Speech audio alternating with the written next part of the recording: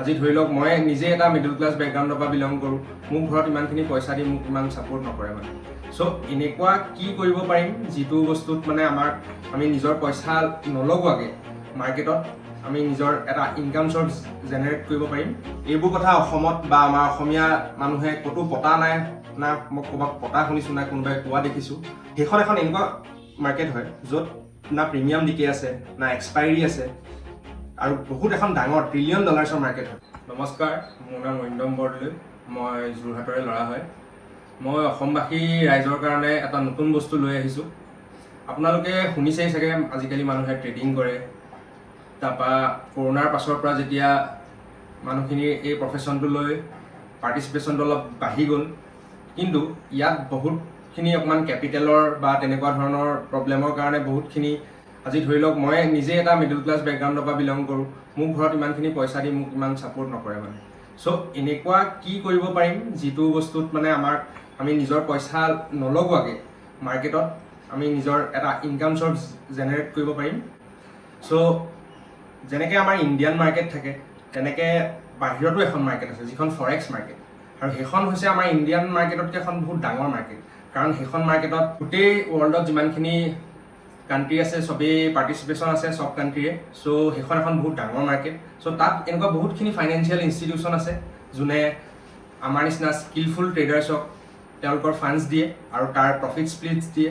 যদি আমাৰ স্কিল আছে, তেওঁলোকৰ এটা ইভালুৱেশ্যন ফেজ থাকে যিটো আমি এটেণ্ড কৰিব লাগিব বা মানে পাছ কৰিব লাগিব। তাত কিছুমান ৰুলছ এণ্ড ৰেগুলেশ্যনছ থাকে, কিছুমান ক্ৰাইটেৰিয়া থাকে। সেইখিনি যদি ভায়লেট নোহোৱাকৈ আমি যদি ইভালুৱেশ্যন প্ৰচেছটো পাছ কৰিব পাৰোঁ, তেতিয়া তেওঁলোকে আমাক ফাণ্ডছ দিব। চ' আপোনালোকৰ যদি স্কিল আছে, আপোনালোকে যদি ট্ৰেডিঙৰ স্কিলটো ডেভেলপ কৰিব পাৰিছে, বাহিৰত এনেকুৱা বহুতখিনি ফাইনেন্সিয়েল ইনষ্টিটিউশ্যন আছে যোনে আপোনালোকক পইচা দিবলৈ ৰৈ আছে।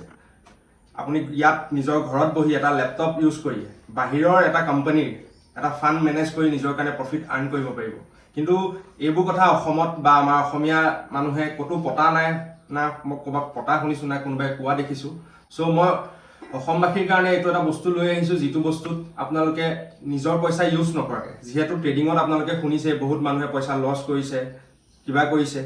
চ' সেই বস্তুবোৰ এভইড কৰি লোকৰ পইচা ইউজ কৰি, লোকৰ ইন দ্য চেন্স কোম্পানীৰ পইচা, কোম্পানী যদি আপোনালোকে ছাপ'জ প্ৰফিট কৰি দিলে তেতিয়া কোম্পানী আপোনালোকক স্প্লিট দিব। কিন্তু যদি আপোনালোকে কোম্পানীৰ পইচাটো বাই চান্স লছ হৈ গ'ল, কিন্তু তেতিয়া কোম্পানীৰ পইচাহে যাব, আপোনালোকৰ একো পইচা নাযায়। চ' এইটো এটা মই ভাবোঁ এটা বহুত বেটাৰ অপৰচুনিটি। কাৰণ ময়ো এই বস্তুটোত মোৰ অলমষ্ট 3 years'ে হ'ব হ'ল। চ' ময়ো এটা মিডল ক্লাছ বেকগ্ৰাউণ্ডৰ পৰা অহা ল'ৰা হয়। মোৰ কাৰণে ইমান এটা ডাঙৰ পইচা লৈ মাৰ্কেটত অহাটো সম্ভৱ নহয়। চ' মই ভাবিলোঁ যে কেনেকৈ কৰিব পাৰি। চ' বাহিৰৰ যিখিনি মাৰ্কেট আছে সেই মাৰ্কেটখিনিৰ কথা মই যেতিয়া গম পালোঁ, যিহেতু মই ফৰেক্স মাৰ্কেট কৰোঁ, মই গ'ল্ডত ট্ৰেড কৰোঁ। চ' সেইখন এখন এনেকুৱা মাৰ্কেট হয় য'ত না প্ৰিমিয়াম ডিকে আছে, না এক্সপাইৰী আছে, আৰু বহুত এখন ডাঙৰ $1 ট্ৰিলিয়ন মাৰ্কেট হয়।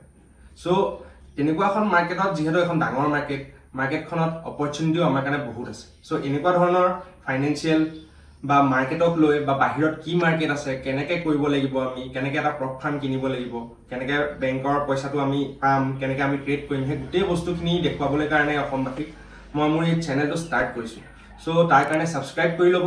আৰু মই মোৰ এই চেনেলটোতে মাৰ্কেটৰ লৈ যিমানখিনি নলেজ মই আজিলৈকে গেইন কৰিলোঁ, বাহিৰত শিকিলোঁ, আহিলোঁ, ঠেকা খাই যিখিনি বস্তু দেখিলোঁ, শিকিলোঁ, সেই গোটেই বস্তুখিনি মই ইয়াত শ্বেয়াৰ কৰিম। চ' আজিলৈ আহিছোঁ, আকৌ আহিম এটা নতুন ভিডিঅ' লৈ, মাৰ্কেটৰ নতুন জ্ঞান লৈ। তেতিয়ালৈকে সুখে থাকক, ভালে থাকক। ধন্যবাদ। জয় আই।